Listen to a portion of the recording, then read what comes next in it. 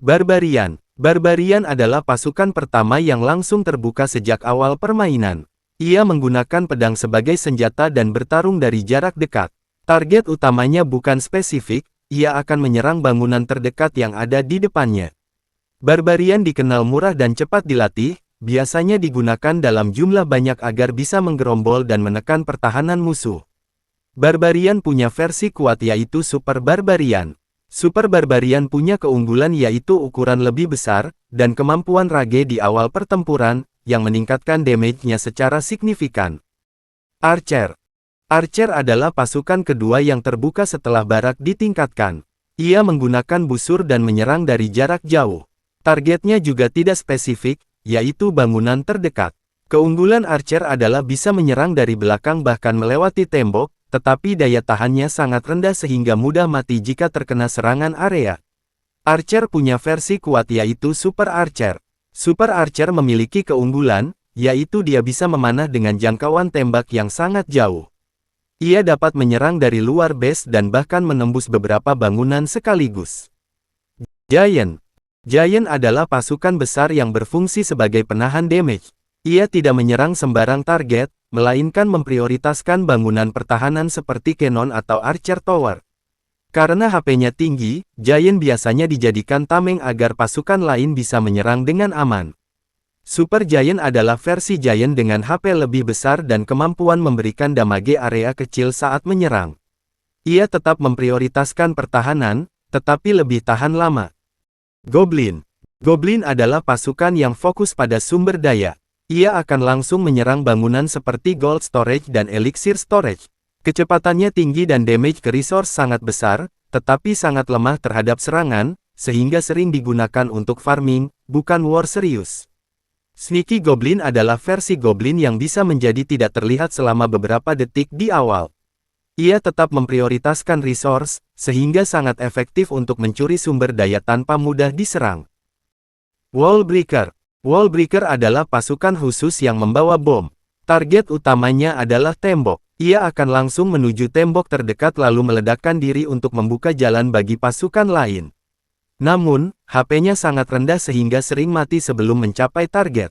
Super Wall Breaker adalah versi Wall Breaker yang tetap meledak walaupun hancur sebelum mencapai tembok.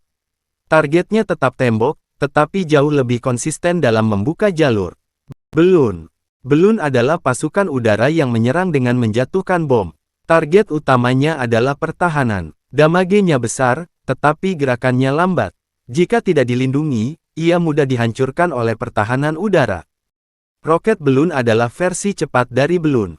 Ia tetap menargetkan pertahanan, tetapi bergerak jauh lebih cepat sehingga bisa langsung menghancurkan defense penting. Wizard.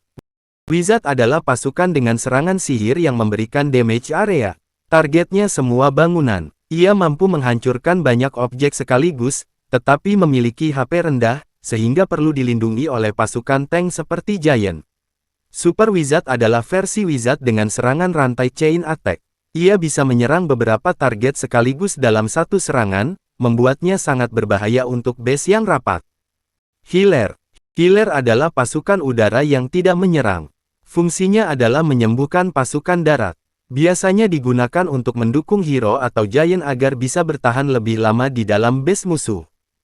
Dragon.